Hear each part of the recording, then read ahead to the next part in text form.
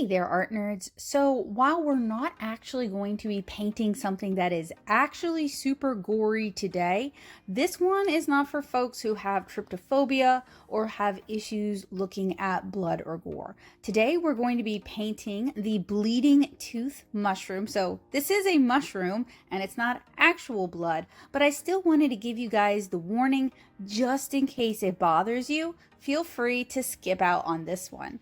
This is part of my start to finish series of watercolor drawing, inking, and painting tutorials, and it's also kind of part of a mini series of mushroom girls that I've been working on because my mushroom art seems to do quite well and you guys seem to enjoy it, so I wanted to share more of it with you guys today.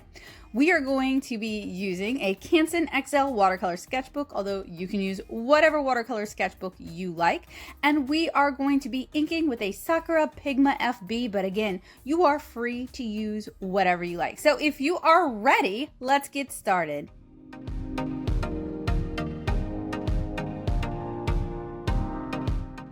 Over to my left, you can see that I have a thumbnail sketch of the concept that I have in mind. It's a toddler with some bleeding tooth mushrooms. She's sucking on her thumb. She has her hair up in little babons. Maybe she's got scraped up knees. I'm transferring the basic idea of this concept into my sketchbook. I did a crosshair because this is going to have a central composition. It's going to have a central placement, and the crosshair just makes it easier to line everything up and to place everything.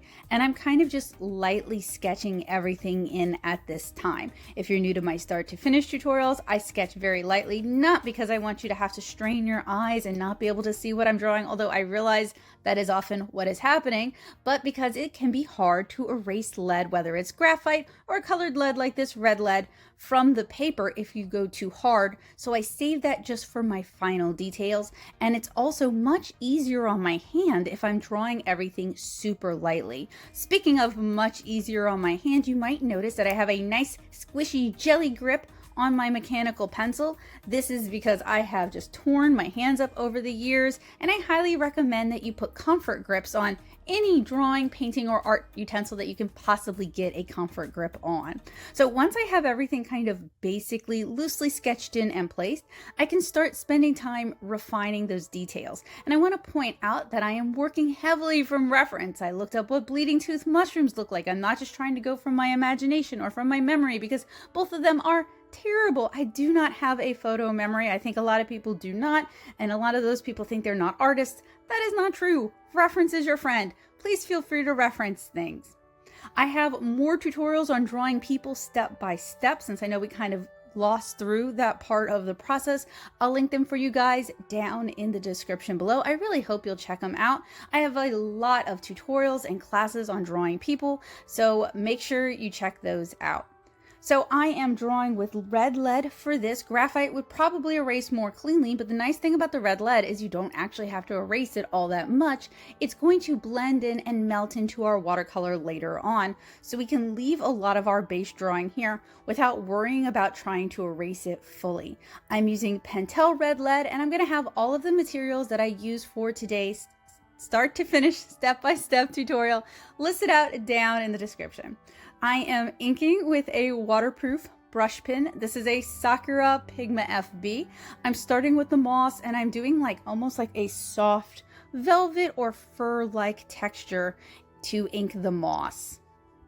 I'm leaving lots of areas of white, but if you want a darker image, both in tone as well as maybe in how it comes across, inking in more of the texture of the moss, especially in the areas beneath the mushrooms where the mushrooms would cast a shadow, would probably give you that contrast that you need if you want something that feels a little bit more sinister.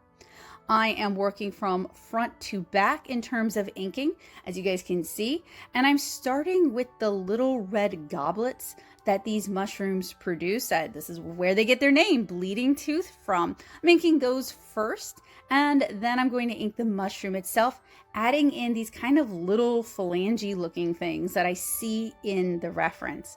As I'm going, I'm also adding in some more details in pencil and just kind of refining things. And then I'm going to, usually I would start at her face for this, but I'm still kind of warming my hand up and kind of feeling my way around this. So I am inking the beads on her dress first, as well as her knees, before I start inking her face.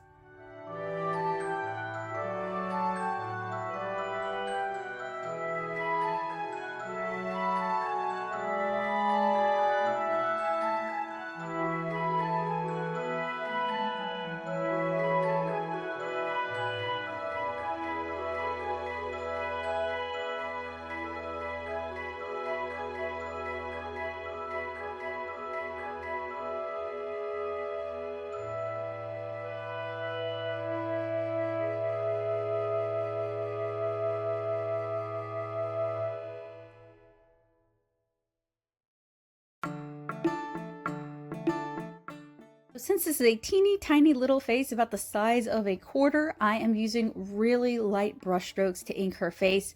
Not super heavy. I can always go back in and add more contrast with watercolor. If you don't feel like doing the drawing and inking part of this tutorial, worry not. You can head on over to my Patreon at patreon.com/NettoSoup and join my community, and you'll get access to the line art that you can print out and color yourself. If you do decide to print it out and color it, I'd love to see what you come up with. So please consider sharing it with me at NettoSoup on basically every single social media service. Now, I apologize that my hand is covering up the shot here. We're trying out a bunch of different shots and some of them work and some of them don't. Still figuring things out, but I do think these closer up shots make it a little bit easier for you guys to see what I'm doing.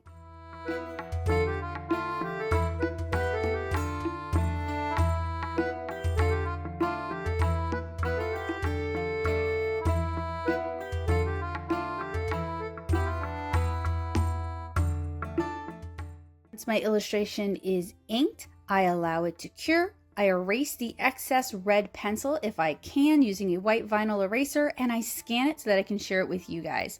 So for today's watercolor tutorial, I am using my ginormous Daily Driver watercolor palette, but you actually don't need this many colors. First, we're going to start by mixing up a gray to kind of match the gray tone that I've noticed on the bleeding tooth mushrooms. I used a neutral tint, a warmish neutral tint, mixed with some Payne's gray, but you can mix up your own custom gray. You can go with a diluted black, like a lamp black or a carbon black. It's really kind of up to you. A trick for mixing up grays, though, is to take two contrasting colors and mix them together. I applied my first layer of gray. I allowed it to dry completely, and now I'm going in with some masking fluid. I like to use Winsor & Newton's tinted masking fluid. It has a yellow tint, so it's a little bit easier to see.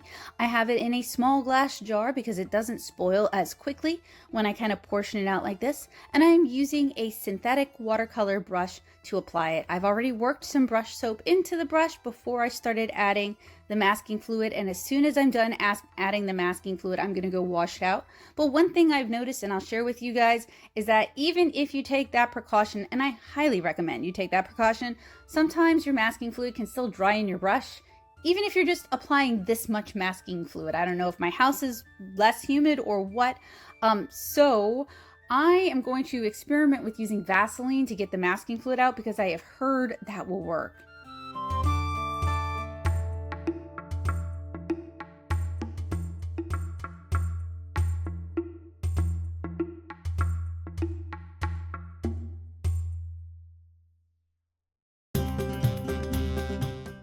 My masking fluid has fully dry. I'm going to mix my gray tone a little bit darker, and I'm going to start doing some layered applications. So we're working on a cellulose-based paper, and what that means is that the paint and the water aren't really going to soak into the paper. They're mostly going to sit on the surface and evaporate out. So this can be a good paper for very simple watercolor techniques like layering and maybe a little light wet into wet.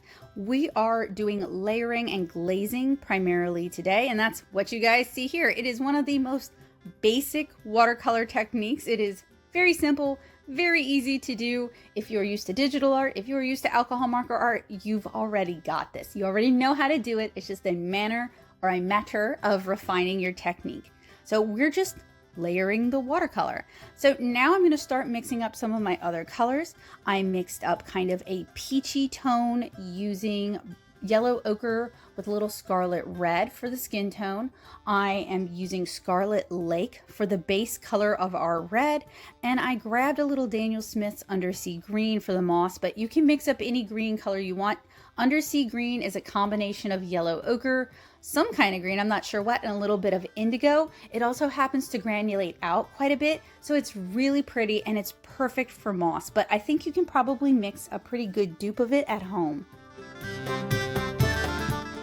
This has a pretty simple background. It's just going to be a red circle in the background, and I went ahead and filled that in now.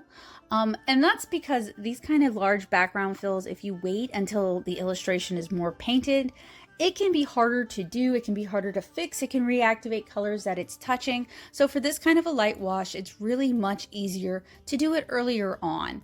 I'm also starting with layering in her skin tone, and this is pretty straightforward. You apply a layer, you let it dry, you apply another layer, you let it dry. Maybe you mix in more color if you're on a bit of a time crunch. Either way, speaking of time crunches though, this illustration took me a couple of days to work on. I was also working on Lilliputian living and doing household chores and other sorts of things. So when I say 2 days, I don't mean I like sat for 2 days and worked on it. I mean, I kind of picked at it while I was working on other things. So since this start to finish tutorial is so reliant on really just layering, I'm just going to kind of work you through the basics. So we're applying layers of the skin tone to our little girl here. I should have probably gone lighter with the skin tone application so that she is more like ghostly white, like the bleeding tooth mushrooms. She is a little bit too saturated, a little bit too lively for the kind of ghostly look that I was going for, but it's really up to you. I'm using the gray color that we mixed and just adding it a little bit here and there to the mushrooms. I allowed it to dry fully, and now I'm picking up the masking fluid using a masking fluid pickup. You can use your finger. I've seen people do that. I just don't have, my fingers are too dry to do it. So I use a masking fluid pickup that I picked up at Dollar Tree, speaking of pickup. And we're going to be using the undersea green for the moss. I'm going to start adding in more red details as we go to like her little hair bows, her cheeks, her lips, her knees.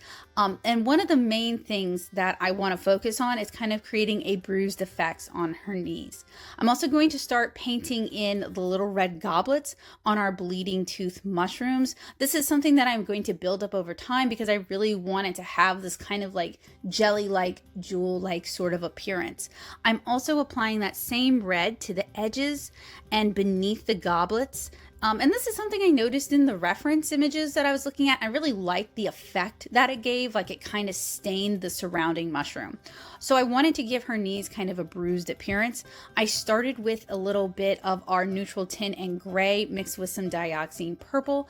I'm also going to add in a little bit of naphthalide maroon later on in further layers, and even a little bit of olive green so that we get that kind of greenish tinge that bruises have.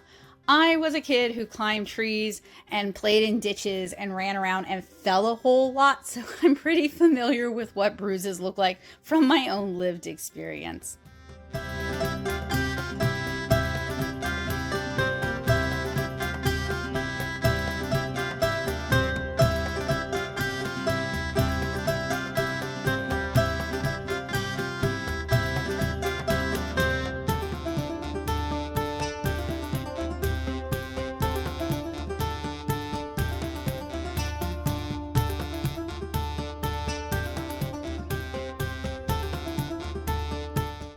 Once the red goblets on the mushrooms have dried, I'm actually going in and using some more masking fluid, and I'm masking off kind of like a highlight or a rim light and a specular light. So like those little bright, sharp white lights, just to start maintaining those highlights, just to make sure that we have enough room for contrast to kind of build up the sort of color difference that I want.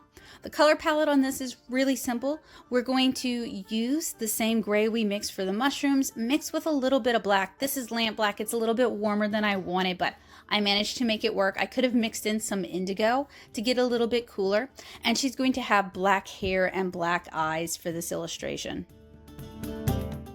Going back to our layering technique, I'm going to add in some additional layers on our red, starting to build it up, and also adding a little bit of red rim coloring underneath the red goblets to make it look like the light is shining through this translucent red material and kind of influencing the color of the mushroom underneath. This is something that I noticed in a lot of the reference images that I thought looked really cool, and I wanted to kind of work it into this. Honestly, I probably should have done the same thing with the beads. That would have turned out really cool as well.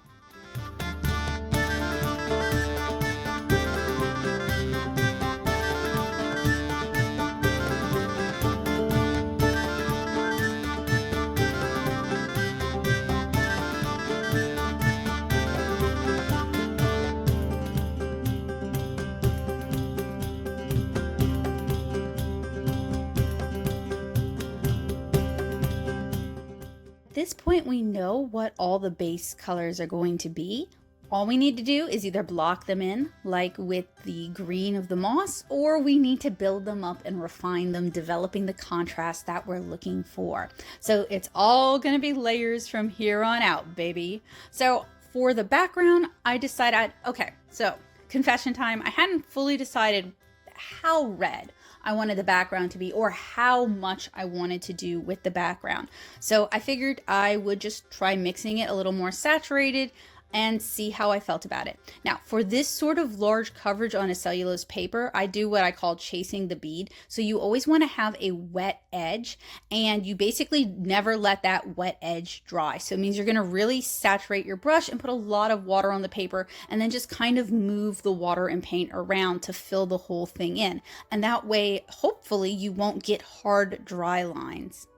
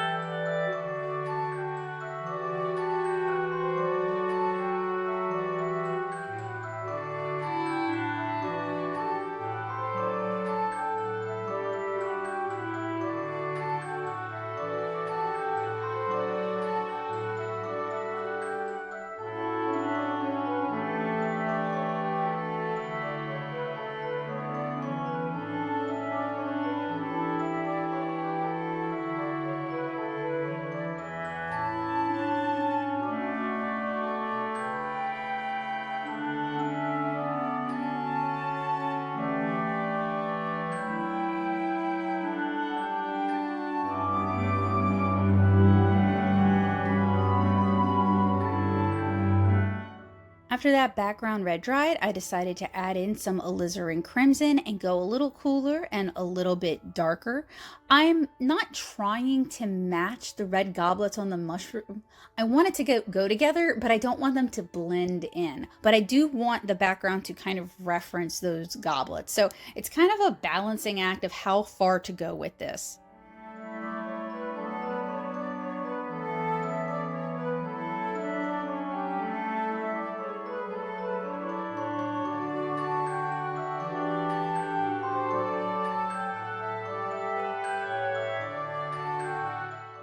Some areas on the red background that are still drying, but they don't touch the moss, so I can start painting in the moss. And I'm working with a really loose, very watery wash to begin with, and you guys can see some of that granulation on the paper. This is one of the reasons I really like this color. It does a lot of the work itself.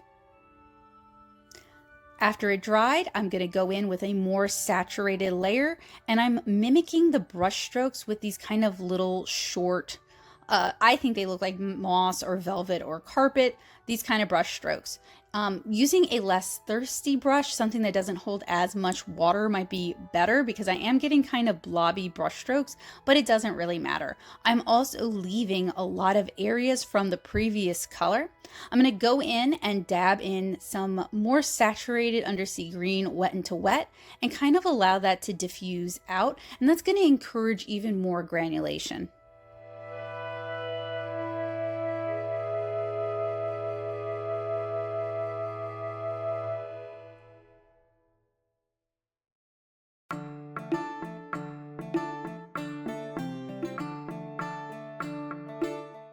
Wanted to try something interesting with the background, so I'm using the stem on my water spritzer to dab some larger water droplets, letting them sit and then lifting them up. But this color, in fact, both of these colors are more staining than I intended, so it's not lifting as much as I would have wanted. I think that would have been kind of a cool reverse technique to kind of mirror what we're getting with the red goblets on the white mushrooms.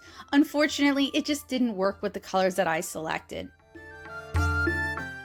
Now I can remove the masking fluid from our mushrooms. You guys can see I still have a lot of room left to paint, but that's good. That's what I wanted because I can really build up that contrast and focus on kind of capturing that jelly translucency that I noticed with these mushrooms.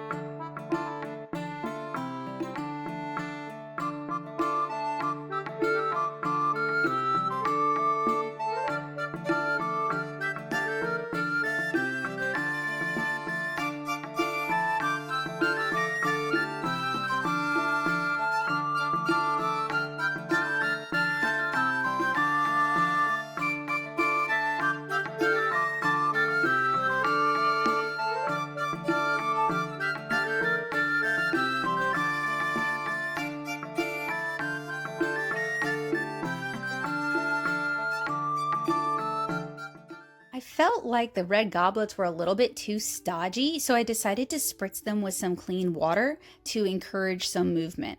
I've also done a red splatter technique on the background just to kind of get some movement going on. Some larger splatters would have been great.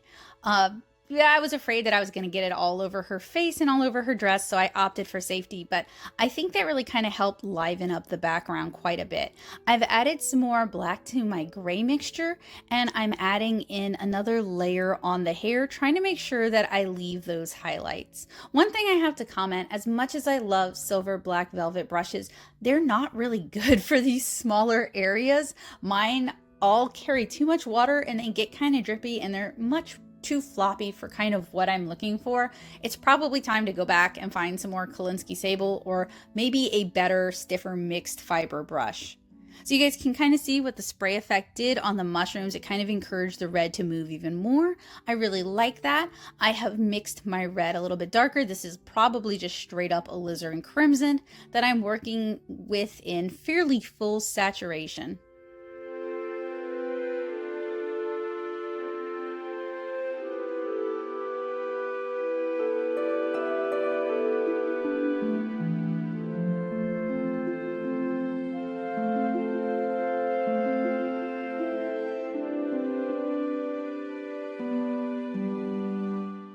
Here's a better view of how I'm handling her hair and her eyes. Even though this is a very small round, because silver black velvet is kind of floppy, it's really not the best for this particular job.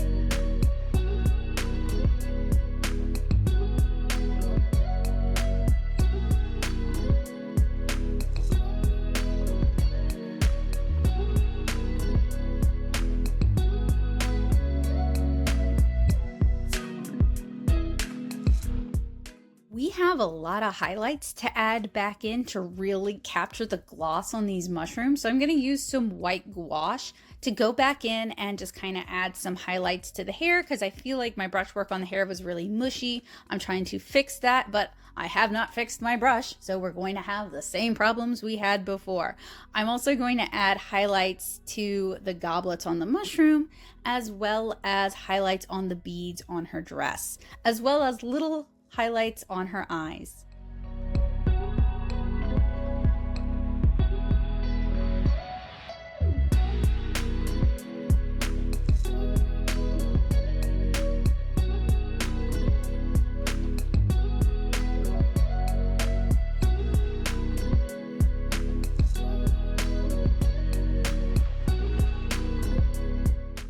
There we have it, another start to finish tutorial complete. I hope this was sufficiently spooky for you, and I hope I was able to show you guys some techniques that you can bring into some of your other watercolor illustrations. If you are looking for even more start to finish tutorials, or you're looking to paint more mushroom art with me today, make sure you check the description below for the playlist containing these. I'll also link a playlist on how I draw people if you're interested in learning how to draw cartoony people. Tutorials like this are made possible thanks to my amazing patrons on Patreon, and I've shared the line art with them in case they just want to relax and color along with me. You can support what I'm doing here on the channel, get early access to tutorials and reviews like this one, and get access to my class materials and printables like this one by joining me today at patreon.com/natosoup. Thank you guys so much, and I look forward to seeing you guys with another art supply review or tutorial. I hope this was helpful in inspiring you and helping you to make art a habit.